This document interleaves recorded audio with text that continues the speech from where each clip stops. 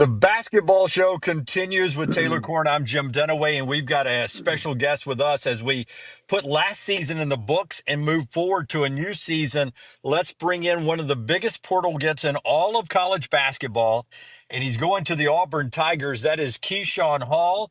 Keyshawn, first, thanks for joining us, man. And secondly, why Auburn? What interests you about the Auburn Tigers right out of the gate?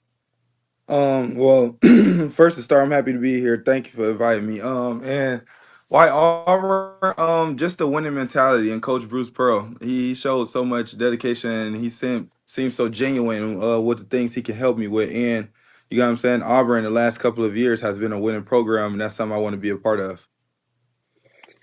I know the roster isn't fully complete yet. There's still going to be some movement with the portal, and there are guys like Tahaad Pettiford, Chad Baker-Mazara that have the ability to return. Tahaad's testing the NBA waters, which I know that you are as well.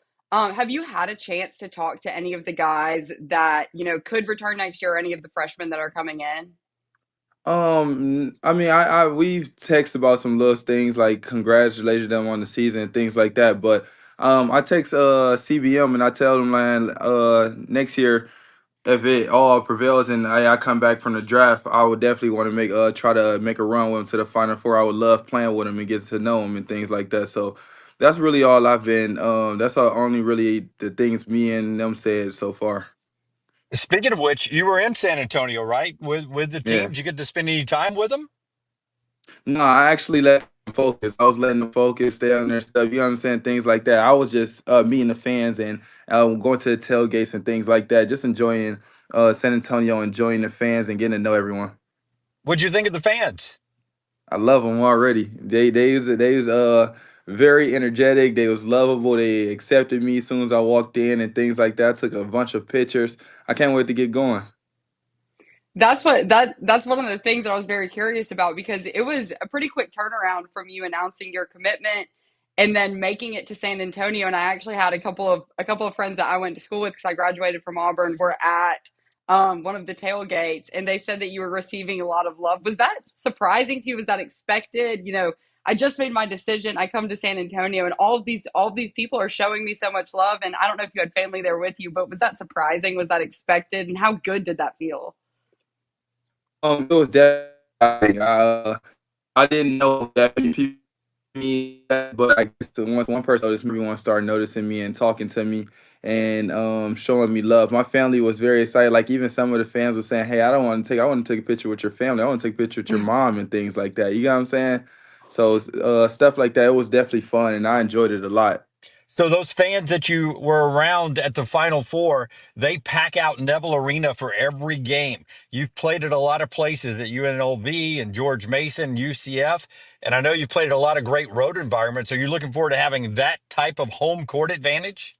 Man, I'm definitely looking to get down there and can't wait to get started. That's what I kept talking to the fans about. They was telling me, man, it's the jungle. It's one of the best environments in college basketball. I said, oh, I like that saying. I like the jungle because that's like something I come from. So I can't wait to get down there. Can't wait to feel the atmosphere and give me a lot of joy and a lot of what's that thing called, enthusiasm. So when you enter the transfer portal, I know there's probably a sense of excitement, what opportunities are going to be put in front of me.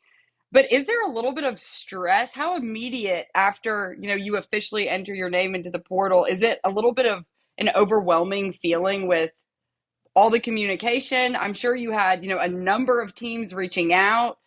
How does that process go, and how do you manage having all of these conversations, then at the end of the day making a decision of what's best for you, what's going to help you find the most success?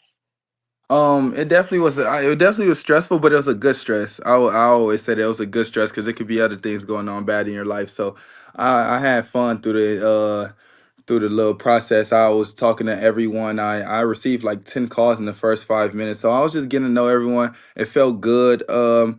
What I do to just focus on what I want to do and who I want to choose, I just talk to God and then I go back to my family and ask them what's the best decision. And then we get on some Zoom calls and things like that. So that's how I process everything and just took it from there. Man, I got you at 6'8". I see 6'7" in some places. You can tell me you're 6'9". I'll believe you. I'm that kind of guy. But I also see you're like a big guard, the way you move around the court and you score the basketball. If I was an NBA scout, what would I say about Keyshawn Hall? If you were scouting yourself, what do you do so good, so well? I would say it's kind of hard because it's like I don't want to. I'm in all humbleness. I'm versatile. I can do many things good. So, but I would say, hey, take away take away my driving ability, take away my driving ability, and don't let me create for others like getting down hills. I would say that try to make me shoot a bunch of more, but don't let me get down here and draw fouls. I think I draw fouls at a high rate, like one of the best in the country. So I say create. I create a lot of space and take away my spacing. So going back to the process within the transfer portal, when you are talking to, like you said, you had 10 people reach out within the first 5 minutes of entering the portal.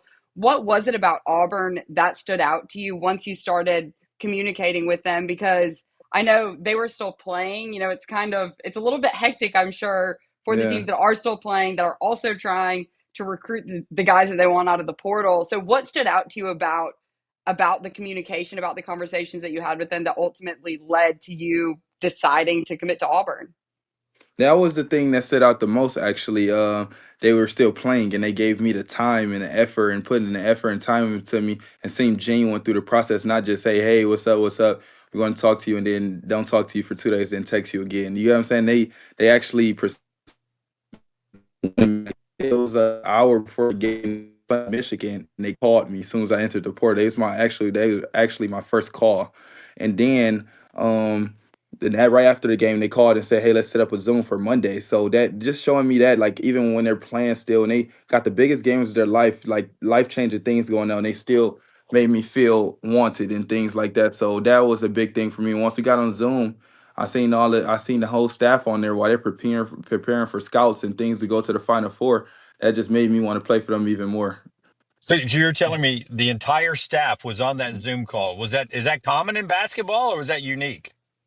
I mean, no, no, it's I would say it's common for certain players, but for me, it was very unique for me because where I come from and like coming out of high school, I had zero offers coming out of high school and things like that. So I never really had the process of going through something like this.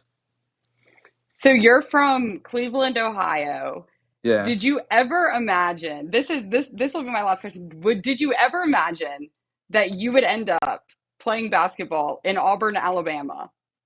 No, I never imagined myself making it like to this level actually. Like I always said I could like how you have dreams like oh you want to go to the NBA or you want to go to play D1 college basketball, but you never see yourself. You see yourself playing for local teams like hey, since I'm in Cleveland, I'm gonna give you some MAC schools like Kent State or Ohio University, Cleveland State, things like that. I never seen myself playing at a top program in a top atmosphere with the top culture in the world like this at Auburn.